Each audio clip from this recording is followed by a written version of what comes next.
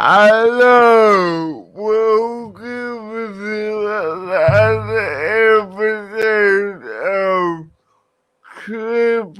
CripChat, your weekly podcast on everything disability. Tonight is a special episode. We are joined by two of my heroes and role models, Chris, Craig Wallace, and Samantha Connor. As usual, we are joined by Ibby and David. How are you? Good. Yeah, I'm Great, doing Jonathan. good, Jonathan. Yeah, how are you, I'm all David? good. I'm all good, thank you.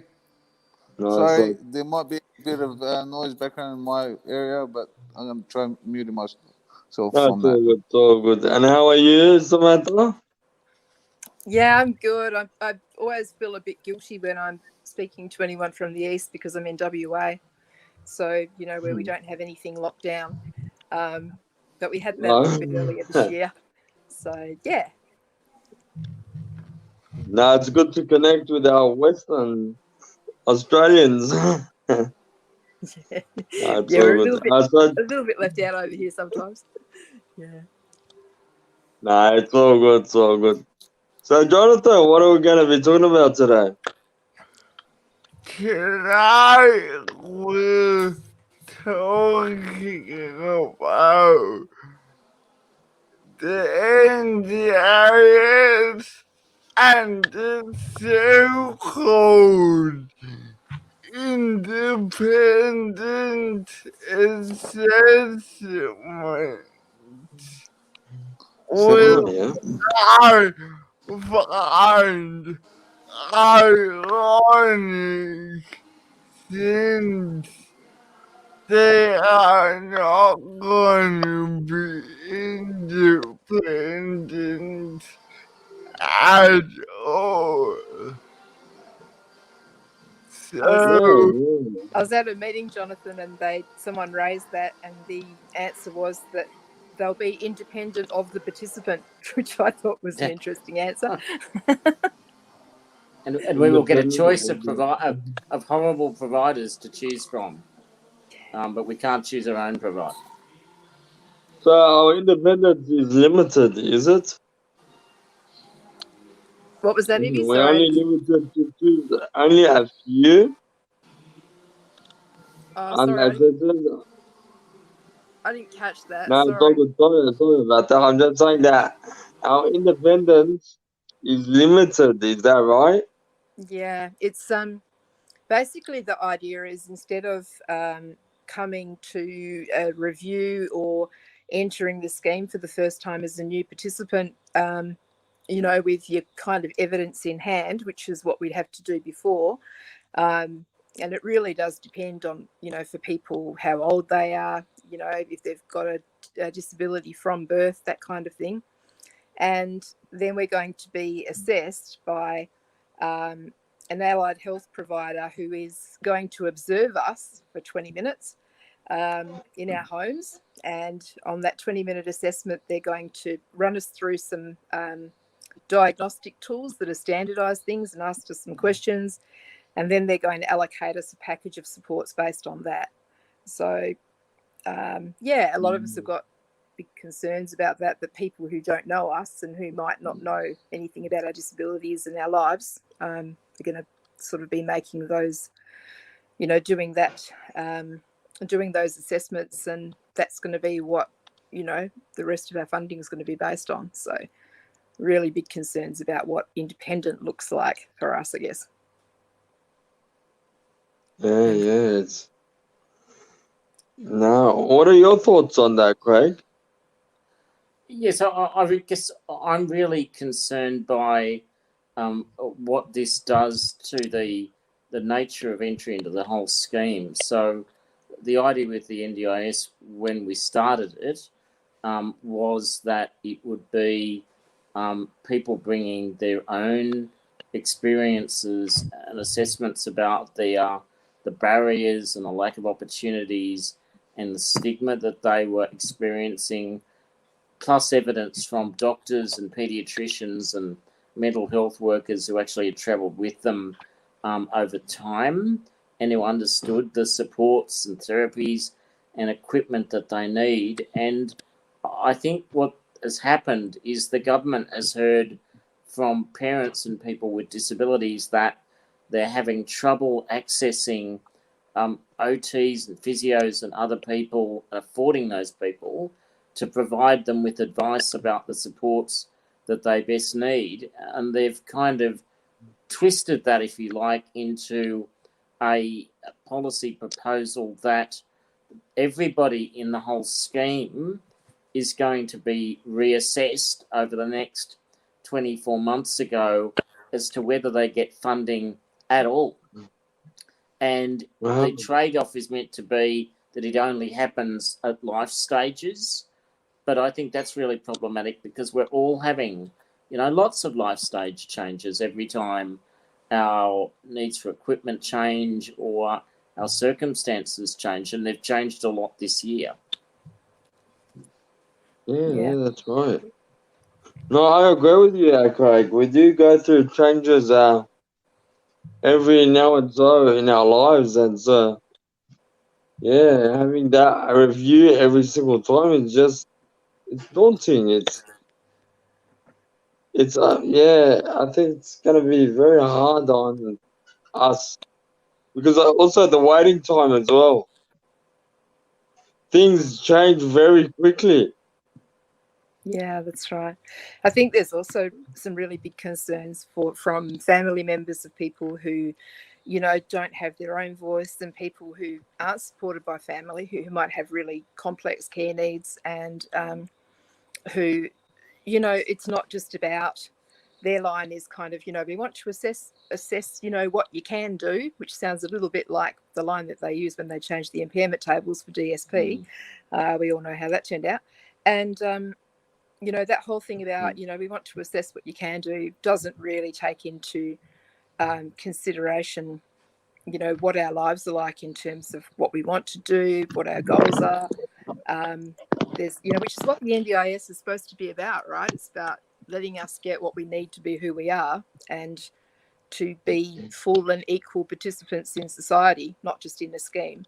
So, and there's also concerns that people have about, not being able to be assessed in 20 minutes is a really big thing because a lot of people have episodic disabilities. So, on the day that your assessor turns up, you might be having a good day and then you might be in bed for 3 weeks. So, there's some really big concerns about the way that they're planning to do this and also the way they've gone about doing this as well. So you're trying to tell me that what's good now? They're going to reassess everyone every time they need a review. The NDIS finishes. Yeah, they want to. From what I understand, and my understanding is based on leaked documents because we've had some very little information publicly for a long time.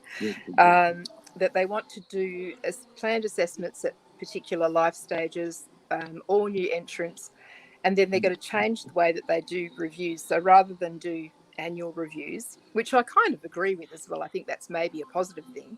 But they're going to do potentially unscheduled reviews, and they're going to do reviews at different times rather than just once a year. So I think people will be hit with a bunch of uncertainty and distress and anxiety about that. And certainly a lot of people have said that already. So we really have not got a huge amount of information about the way that this is planned to roll out, but it's due to this documents that we have is say that it's due to start in February of next year. So we're talking about this very late. Okay, so February. I've got a concern. Now, I've been with a NDIS provider, like a company that used to takes me to the gym, and now they're telling me they're not going to do NDIS anymore. They're going to just do old people. Is that I know why, because we got control now. Yeah, I think it's sorry. also about the pricing. When you the say, pricing. Sam, like it's like this isn't the only thing that's wrong with the NDIS, and one of the things that's happened in the past couple of days is that we've been wanting to make really clear that actually it's a bit of a crunch point for the NDIS, like them suddenly dropping this on us on a Friday, and that we've gradually over time been moving further and further away from the NDIS that we want. Like the price guide is just ridiculous.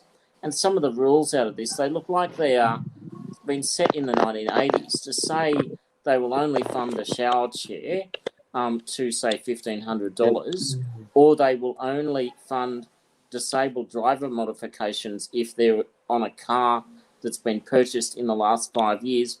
Have these people actually seen any of the cars that have come out in the last 5 years? Like they are all kind of high, wide SUV style vehicles that certainly if you're a self-driving disabled person, you don't have a hope of actually using, and they cost a bomb. So it's just ridiculous. The rules and the inflexibility of this NDIS that was meant to belong to all of us is really disturbing. Exactly. And it's just the latest example of how bad things are getting. And So there's you ridiculous rules, around the, it just seems to be that the only people who are sort of getting anything out of the NDIS really are some of the providers, the bigger CEOs. ones, big end of town, the CEOs, and disabled people don't. Yeah, isn't the NDIS They're all about voice control? Sorry, what was that? Ibby, ask the question again. We missed a bit of that, Ibby. Yeah. He sounds like he's not. Yeah, I know that's what I'm saying. Isn't the NDIS all about voice, choice, and control? Yeah, that was what it meant to be. Yeah, absolutely. Yeah. And I mean, you have the right, if your provider is no longer providing services, then, you do have the right to, to go and get another provider to take you to the gym. But that also depends on the way that people are able to spend their money. Like some people are told that they're not able to self-manage when they want to, so they have to be agency managed or plan managed. If you're agency managed, that means that you can only use, registered providers of services, which is people who pay, $12,000 a year to go and get an audit. And for people, I live in the country, and I can tell you after ringing around this week, there's no providers in my region at all who are taking on new clients. So, so we're really concerned as well about what this might mean for the whole, not just the whole NDIS, but also like the whole market, so market being the people who provide services for disabled people. What happens if there's less people in the scheme because we've all been booted out or not able to get in? If those providers go broke, then that also impacts on people who are in the scheme and okay. So it's a really big issue that we think needs to be halted until we can have a look at it properly, preferably canned, I reckon. I think it's a bloody bad idea. But I think there's some really big concerns that people have been raising. So you could say it's the hourly rate they are paying less than usual. Yeah, it's really interesting to hear you say that. And I'm going to say, like, it's actually good to be talking to people on the other side of Parramatta Road about disability issues, because I don't think that happens enough, including in some of the organisations that I've seen. is we really need to be hearing these stories, and they need to be going to the people that are meant to represent us through disabled people's organisations. And the reality is that sometimes that's a bit inconsistent, and sometimes it is only the loudest voices that come through. And what I'm hearing on the ground, what I'm sure Sam hears through her NDIS grassroots page, which is 22,000 people. There are people out there every day telling these kind of stories. But I suspect, the story about the gym that you visit isn't actually reaching the Independent Advisory Council or the NDIS board, and it certainly isn't getting up to Martin Hoffman, the CEO, or Stuart Robert. And they need to be actually hearing what is happening to ordinary disabled people on the ground through this scheme. Out in Bankstown, out at Silverwater, Blue Mountains, those areas where I think actually disability services are themselves thin on the ground, and some of the mainstream services are only getting used to this. We need your voices in the disability rights movement really making that clear. You're okay, I think, a little bit better if you're in a city. You're probably a little bit better if you're in Canberra like me, but there's an awful lot of people that are in trouble, outside in our regional centres, in our big suburban outlier areas. What do you advise people to do? Send an email in, or I reckon if you belong to a diagnostic group or a cross disability group, it doesn't really matter. People have got their own voices, and you can do what Craig suggests and talk directly to your disabled persons organisation, or family support organisation, and say, look, what are you doing to represent my issue? This is my situation. The other thing that you can do is directly advocate and talk to your local MP, your local federal MP or local member of parliament, and say, look, these are the concerns that I have. I want to know what you're doing for disabled people in your electorate to make sure that we're going to be okay through all this. So, and make it really clear that we fought for the NDIS, and we fought for an NDIS that would work for us, and we, expect it to work for us, and and just make sure that your voice is heard, I think. Yeah, and I think it's time for a bit of direct action as well. One of the things that we did yesterday, there were a whole bunch of advocates from around Australia taking part in a thing called the NDIS crawl, where there were people, crawling up outside NDIS offices, making it clear that we shouldn't have to crawl on our hands and knees for supports, holding vigils, but also just doing a whole stack of stuff on social media to show, doing our own mock assessments to show how ridiculous this idea was. I think there's immense value in us, we need to get our organisations actually doing stuff for us, but we can't wait for them. So I think, if we can do stuff like actually ringing talkback radio shows, ringing your local MP, especially if it's a coalition MP, and making it clear that you're not happy about this, writing letters to the EDA, doing the social media stuff, and the hashtags NDIS crawl was taken off a bit. It was trending 6 in Australia yesterday. We need to build some momentum about this and not let them think that just because we're in COVID-19 and we're all kind of trapped at home, that the disability rights movement has kind of died with it and stopped being active. We've got a moment where at the moment everybody's stuck inside, so we can be as active as anyone else. And, for people who aren't comfortable talking about their personal situation, or who, who actually haven't connected with many more disabled people as well, I think there's a really good opportunity here to talk to other disabled people and other people in the movement, and, build awareness with other people, and, say, this is what I know about this. How is this going to work for you?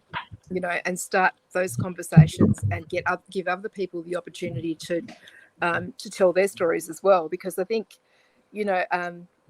talking to other mad people from my perspective, this is a huge issue for people with psychosocial disability. They're also using standardized assessment tools like Vineland 3 and WHODAS, which won't work for a bunch of people. So there's some really big concerns from people in different communities. If we as disabled people can advocate really strongly within our own networks and make sure we're supporting other disabled people to have their voice heard, then I think that can be a really positive thing too, and really needed to make change right now. Yep. Exactly. Do you think we should can everyone... write up a petition? Yeah. Do you think we should write up a petition? I think there's one That going way- already on Yeah, social media, yes, I think. And yeah. I think using a lot of people have been using Twitter, if you've got Twitter, and using that hashtag NDIS crawl, and also NDIS assessors, and tagging in the relevant minister, which is Stuart Robert, and I guess also, the opposition leader. People have been talking to Bill Shorten, who was also tweeting about NDIS crawl yesterday. I think it's whatever platform you usually use, and if you don't have that, use your phone. If you don't have a phone, then write a letter. It's really just about making your voice heard through as many platforms as you can, really. True. Yeah. It's all about telling the stories. voice choice and control. We should put one up on Facebook. That way, I see a lot of people join. I do some. I've done petitions, like signed petitions while it's on Facebook, and then from there pass it on, or on Messenger, or on WhatsApp. Yeah, cool. Whatever social media is out there. Being visually impaired, I'm not able to write it up, but some people can guide me and help me. Can I just say that probably nothing actually works as good as having a personal, relatable story. Like, I know I'm guilty of this, sometimes talking in kind of really broad, high-level generalities because I'm a policy wonk, right? But when it actually comes down to it, this is about a disabled person out in community where there's no services, not being able to access this stuff that they need, and suddenly being really worried that a doctor's going to land on their doorstep and throw them off the scheme, and what that's meaning in your life. And actually to get those stories from ordinary people out in front of MPs and the media and to start collecting them, I think is really, really important. Like, let's not make this so high level and about productivity commission and tune reports and other bits of paper. If we actually start focusing on what does this mean for ordinary people, we start to cut through. I mean, we shouldn't forget that the whole Australian community is funding the NDIS and originally signed onto it. There's a bit out of the Medicare levy that's going to fund the scheme. I don't really think that the Australian people hate us, like they want this scheme to succeed, and they're actually as confused as the rest of us as to why and how this is going wrong, and amplifying that story and getting your voices heard is just really important. So I'm seeing some people on the chat saying they're going to do the mock assessments and all the rest of it. That's really important. Yeah, that's awesome.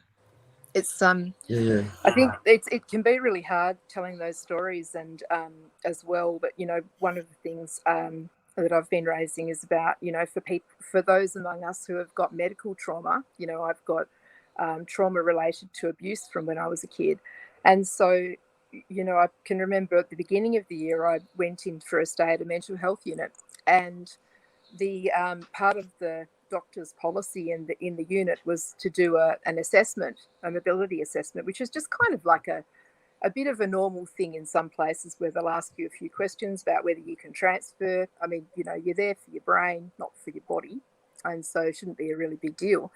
I'm a wheelchair user, and so when I went into the mental health unit, the doctor that I had was really risk averse, and so he sent an OT and a physio to come in, which was, both males, to come in and do the whole, run their hands over your body for a couple of hours, which is never a great thing for an abuse victim who's in the mental health unit for the purposes of addressing abuse, And so I don't think they understand the trauma that a lot of us have had. A lot of us have had surgeries or intrusive medical tests, and a lot of hospital experience. And the thought of being assessed, even when it's not tied to, whether you're going to get funding just to be able to live your life, is a really, really big thing for a lot of people. So I think, if you're able to tell those stories, I think that's stuff that non-disabled people might not necessarily understand. And I think those stories are really important too.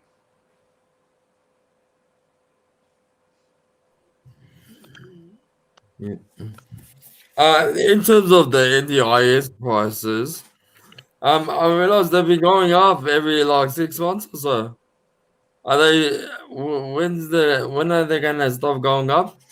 They're gonna reach $100 just for an hour of personal repair. It's ridiculous.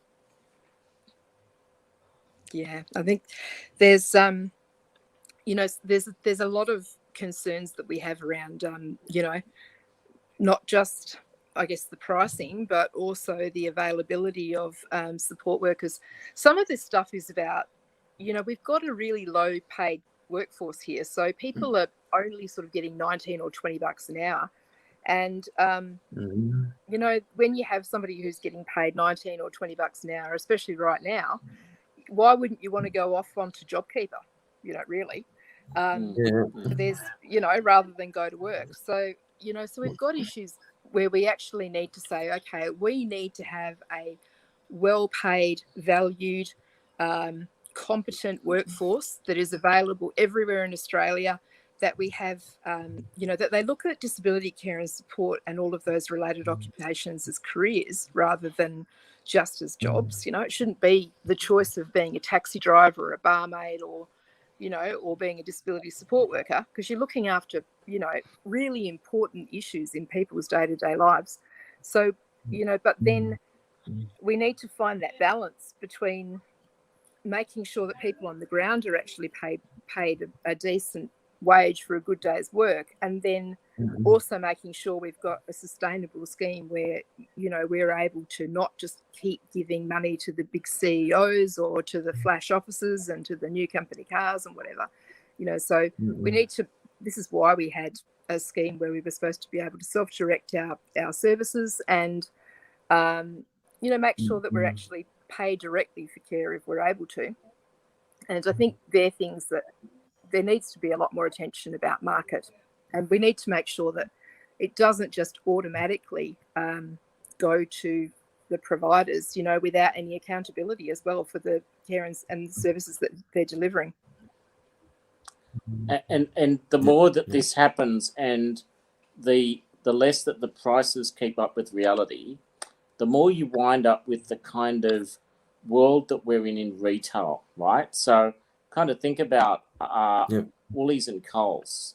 Like, you just keep getting bigger and bigger amalgamated providers because they can run what are called economies of scale. They can basically do stuff cheaper and cheaper and employ workers on casual contracts.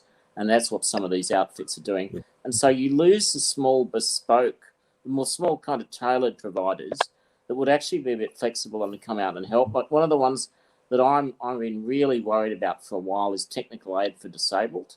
I don't know if you guys have come across them, but there are, a great group of retired volunteer engineers, and sometimes the service is a bit patchy, but generally really good. And they'll come out and they'll do a fix on something that no one else will be bothered to fix because the particular item has stopped being made or it's gone out of business.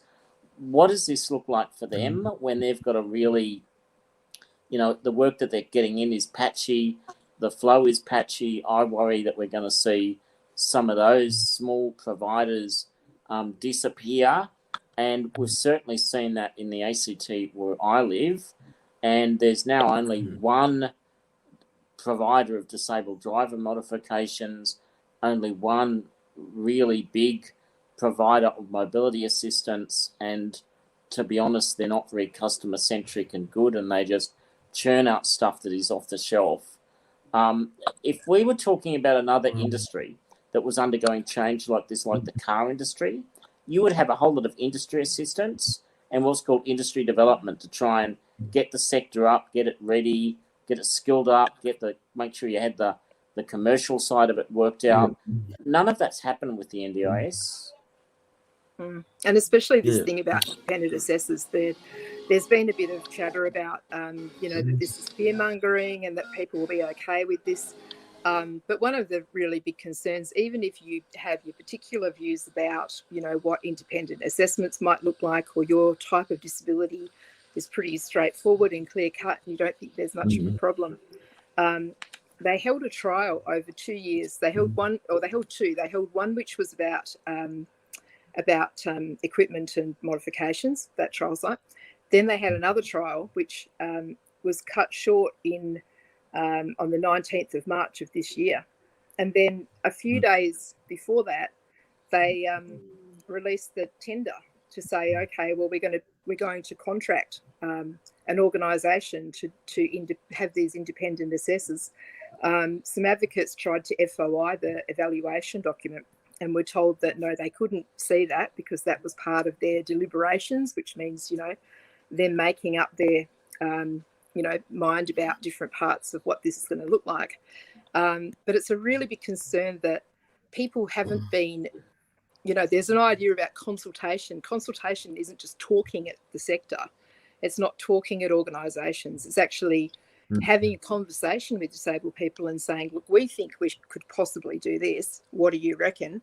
Us coming back and saying, well, that's great, or no, that's terrible, or maybe you could do this, And so there's really been none of that. They're going to start this trial again, but they're starting the trial with the intention of introducing this thing in February of next year. So that's a really big problem for me. I mean, really, you should, if you hold a trial and then you look at what happened and you look at how many people were happy, and then you have a conversation with everybody involved, and especially people like us who will be, in receipt of services from the NDIS.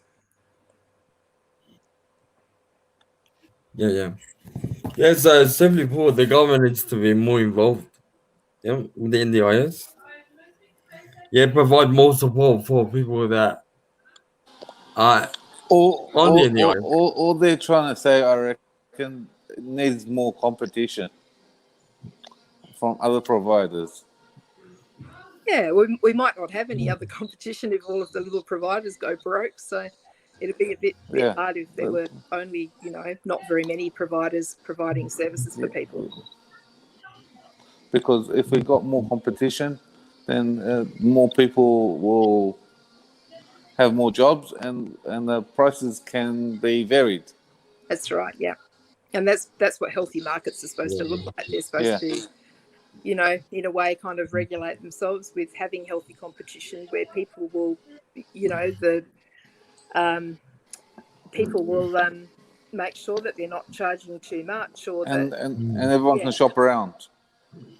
Yeah. And there's, as Craig was saying, the little organisations that do individual things, like there's some people who have really specific support needs, some people who only need a little bit of support, and then there's some people who have very specific needs. Oh, you're in the blind and vision impaired community, so if you're in a country town, what does that look like if you need someone to do orientation with you around a workplace, or that kind of stuff, or guide dog training, or they're very, very specific things that not all service providers do. So they're the sorts of things that I guess I'm concerned about, and especially about the regions and services for Aboriginal people in regional and remote Australia. What's that going to look like? So it's a concern. And I'd also add that markets never regulate themselves, right? Like, I mean, even in the kind of regular markets, that's why you got things like Choice Magazine. That's why you've got a competition commission and consumer law.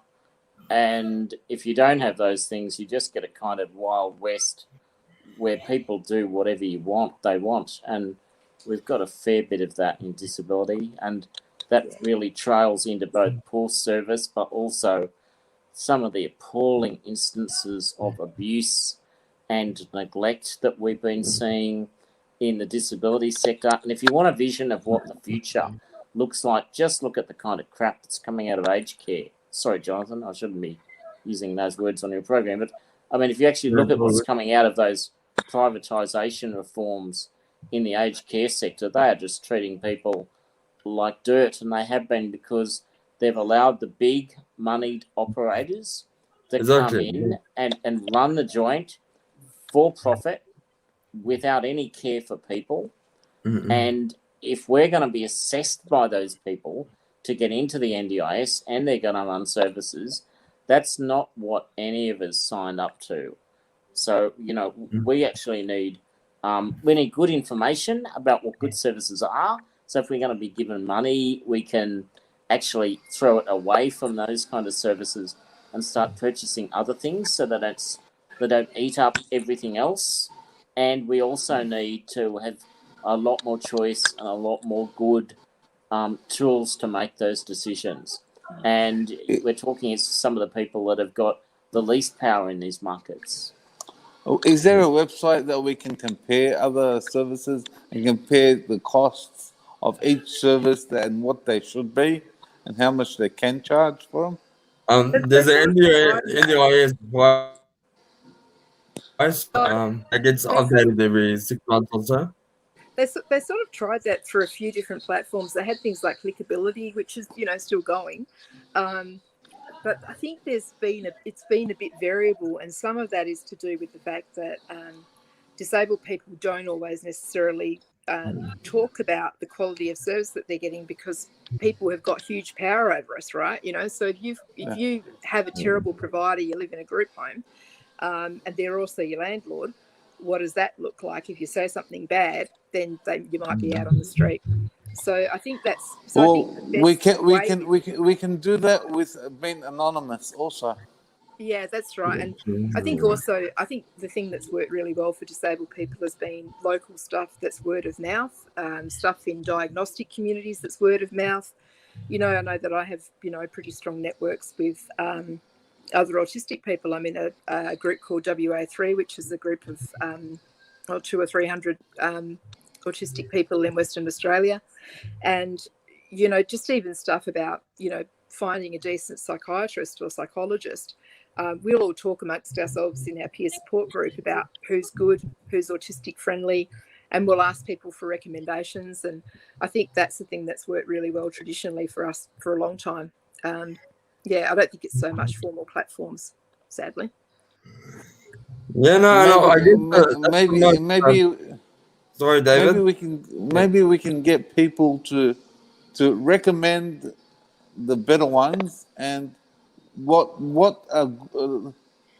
and rate them, but we won't put up the people, give suggestions to people of who are good ones, which providers are good and which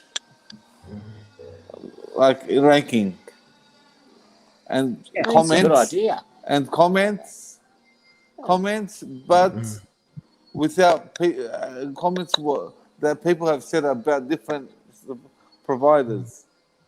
That way, no one's actually named, but people get feedback. I think that's a good idea.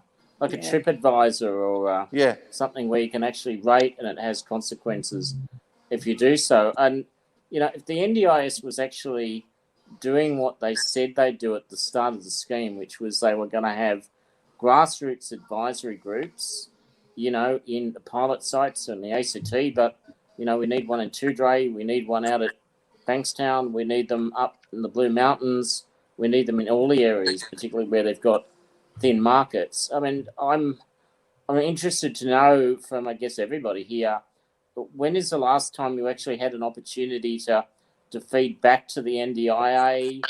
Have they called you? Have they actually called you since COVID-19 started? There just doesn't seem to be this communication. Maybe it's just me. They've just lost my phone number, but I don't know about you guys, but I haven't heard from them. They've also lost my phone number as well. They haven't really contacted me. But I guess back to what I was saying, I guess one of the most powerful tools when it comes to sharing knowledge and information with each other is the peer support groups. So Yeah. I'm involved with the peer support groups, and look, I Yeah. think it works well for most people. They can share their knowledge, information about the NDIS. What works well, what needs to be improved. Yeah, and we go from there. So it's all about the peer support. But Yeah. we need, as a community, we need to get together and just tackle this thing. Yeah. Ensure everyone gets a figure. And I think did you guys all hear about that organisation Integrity Care in South Australia? Yeah. Yeah, that right. So that was an organisation that was supposedly NDIS registered. So with the systems that they have, you've got this an NDIS registered organisation is supposed to be safer. It's supposed to be better. It means that somebody from the NDIS Quality and Safeguards Commission has made sure that all of their policies and procedures are tickety-boo, that everybody is doing the right thing. And so, yet this woman had died in awful, awful circumstances in South Australia, and really big problems have come to light. So, I mean, when the report came out about that the other day, it sort of appeared that nobody from the NDIS had sort of, or from what I understand, had really talked to the woman who died directly. They only talked to the organisation. So I think the stuff that Craig's saying, as well as we've got peer support groups to keep us safe and to make sure we've got good services and we're getting the services we need. But I think also there's a responsibility from the people who are the funders, so the NDIA. If they're saying that they've got registered providers of support, they should be talking to us to find out if they're good or if they're terrible, and rather than just listening to the provider saying that they're good or not, really. And they should be supporting and helping the little organisations, the ones that we're using, that we think are doing a good job, and the ones that we support and that are supporting us. So I think there's a lot that they could do better, and it's a shame that they don't sort of really seem to be talking directly to us. We're just the people who are left out of the conversation all the time. Yeah. True. Yeah. I agree, yeah. Yeah, they should come directly to us. Well, if they do what I said before, and if we can get something organized where we can have people rating the providers and whoever they like, and it can show good comments on them and negative comments on others. That way, people have a choice, and people have no, and bad providers have no choice but to up their game. Are you guys connected in with peer support groups of your own, like in your local communities? Yeah, we've got a lot of peer support happening around here in Sydney. Oh, cool. Good. And so we Yep. meet up like once every week. Well, we're now doing it online due to the COVID, but yeah, a lot of people are engaging, and we're sharing each other's stories. Yeah, and it's a good way to connect with each other. And what about you, And David? Have you got other groups of disabled people that you know? Well, we're Ibby and I are in the same sort of Oh, you're in the region, same area. okay, yeah. and we have very similar groups. Yeah, so most of our peer support groups correlate with each other. Yeah, cool. And Jonathan, you're everywhere, so you're you're connected with everyone. Yeah. That's cool. So it's a sort of Southwest Sydney peer support group. It's interesting. Like, I think that NDIS are good at sort of setting those things up and providing funding under what's called ILC to make them happen. But I don't think they're good at engaging with them. Like, I mean, it'd be interesting to see why aren't they on this? They could be on this show actually talking to us and engaging with people with disabilities. I'd be in that if one of the board members or if Martin Hoffman wants to come on the show and hear concerns from ordinary people with disabilities. Let's get that happening. Yeah, and I agree. That's your job, Jonathan. Get a meeting with Martin Hoffman. Yeah. And when you're talking to him, ask him why there's no bloody disabled people on the board anymore. Because John Walsh, who I really liked and thought a lot of, who's a physically disabled guy, resigned, coincidentally, about a month ago, just before all of this stuff about independent assessments happened. I reckon it would be really, one of the things that can go really wrong is, that saying, nothing about us without us. Things go pear-shaped when we're not in conversations and when we don't have any say in things. The fact that we've got a board running the NDIS that doesn't have any disabled people or, disabled people who are disclosing they're disabled is a really big problem for me. And I think it shouldn't just be the independent advisory council and workers. It should be the people running these things that are people that are like us and who are running this program. I agree with you. The people that run Vision Australia are practically, most of them are visually impaired. Yeah. So yeah, if you understand the disability, you'll know more how to treat others that have very similar disabilities and range of disabilities. Yeah.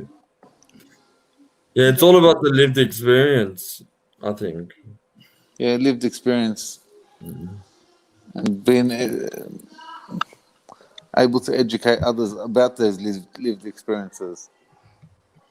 It's weird, like our sector, though. Sometimes I actually think that disability organisations and bureaucracies that are about disability are sometimes the worst at actually including people with disabilities, truly including, in other words, devolving power to them and sharing power with them, than other organisations. I mean, of all the places that I've worked, it's actually been in disability organisations where I've seen the most stigma and discrimination and exclusion of other disabled people. I don't know what that is, whether it's familiarity breeding contempt or they just think they've got a handle on the issues and they know best. But we actually need to do some work to change culture within disability land as well, would be my observation. The NDI has probably picked up on that and saying, well, these people don't listen to each other. Why should we bother? Yeah, that's true. And not just people, Craig and I both were on TV last week talking about this issue around independent assessors. And I know that that's because we both don't have a communication difference, Jonathan does, and is less likely to get airtime, and Jonathan's voice is as important or more important than either of ours, as is anybody who doesn't have a literal voice, people who communicate differently, people who think differently. There's a real, the more different you are, the less likely we are to be given a voice and to be heard. And I think in the disability movement, there's been a kind of trend to have mostly physically disabled people, also some blind people as well, but people who are acceptable to the non-disableds, really.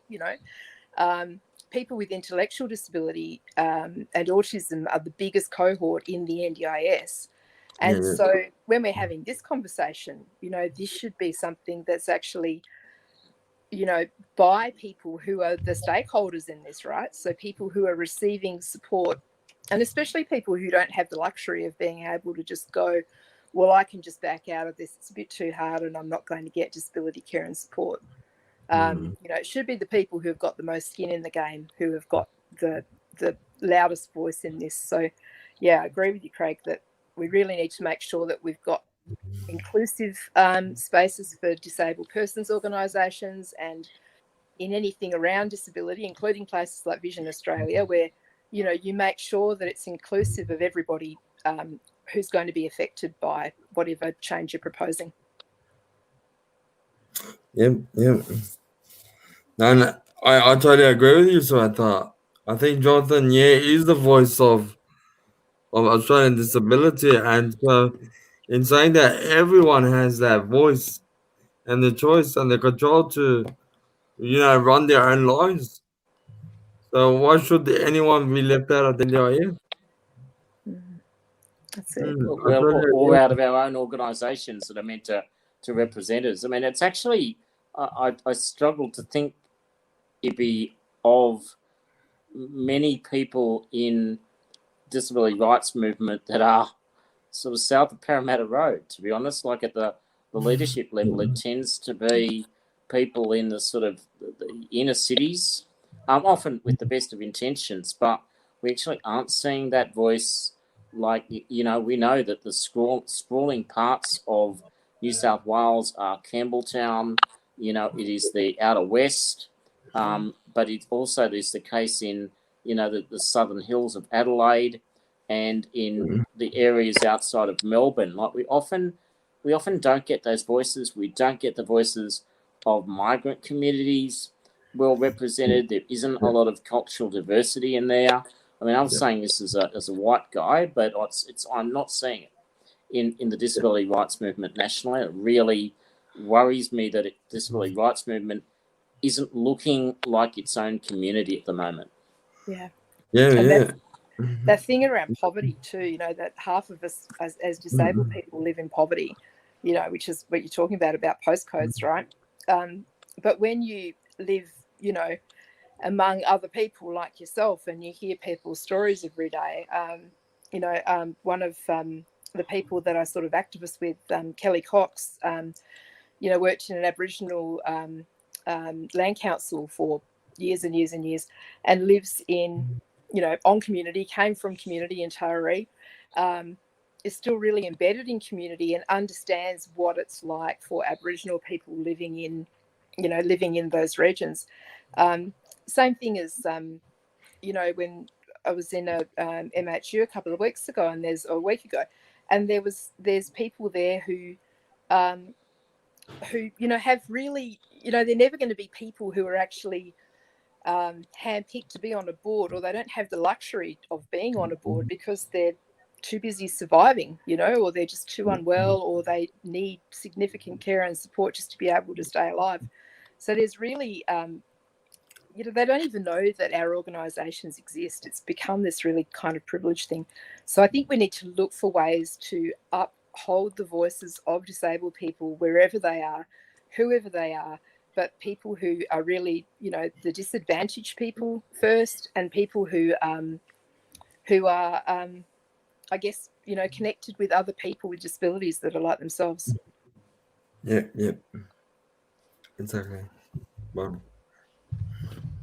Jonathan's going to kick us off now because I'm just looking at the time. Yeah. I think we need to get something that can amplify our voices. Let our voices be heard. Absolutely. Yeah. And if where can people find out more about NDIS crawl and the direct actions that are going on at the moment, Craig? So there is a event page which I can share with this group. Pat, I might send that to Jonathan after that. But if you actually just look at the NDIS hashtag either on Facebook or Twitter, and what's really important is that everything we do under that, we're also sending to @NDIS CEO and @Stuart Robert MP. But yeah, it's been good to be part of a conversation with you guys. I'd be happy to do it again from time to time. Thank you very much, Craig and Samantha, for joining us. Thanks. Thank you very much. It's been a real pleasure picking your brain. Thank you. And Samantha. Thanks so much, guys. You two are the people I aim to be when I'm your age, and for young people, I know the word inspiration is a loaded term in our community, but you inspired next generation of disability advocates. So thank you for honoring us with your Thanks. presence. I'm only going to take being called inspirational by you, Jonathan. But yeah, thank you. Thank you very much.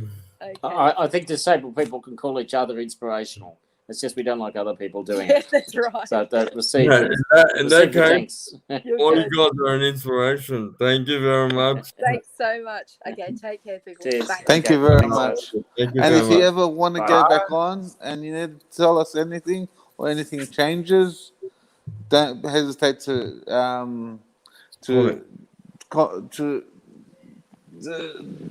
actually talk to Jonathan to come back on with us.